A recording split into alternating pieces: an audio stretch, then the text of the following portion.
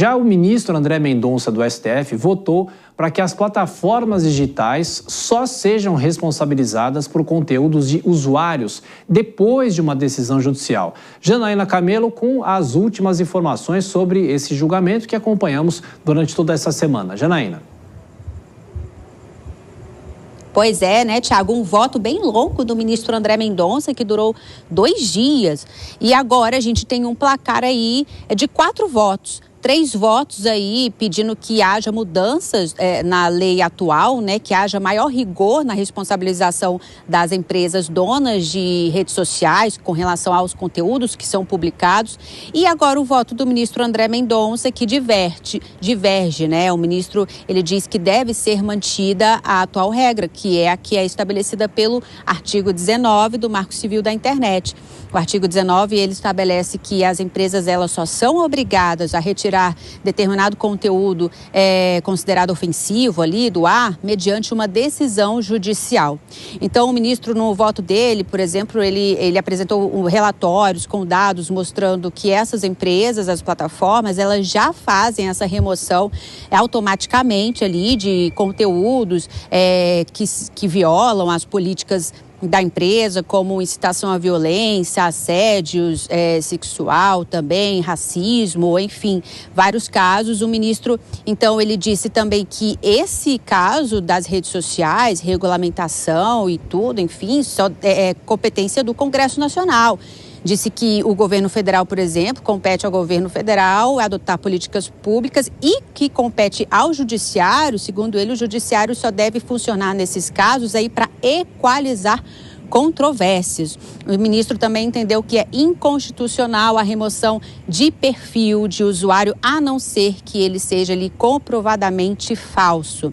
Então, esse julgamento ele vai ser retomado na semana que vem com esses 4 votos, né? Os outros 3 votos ali pela inconstitucionalidade do artigo 19, ou seja, pela responsabilização maior ali das plataformas, são dos ministros Luiz Fux, Dias Toffoli e do ministro Barroso. Eles entendem que basta uma notificação do usuário que se sentiu ofendido por algum determinado conteúdo para que essas plataformas sejam responsabilizadas. No caso do voto do ministro Barroso, ele põe uma ressalva. Ele coloca ali que, no caso de crimes contra a honra, deve sim haver uma decisão judicial.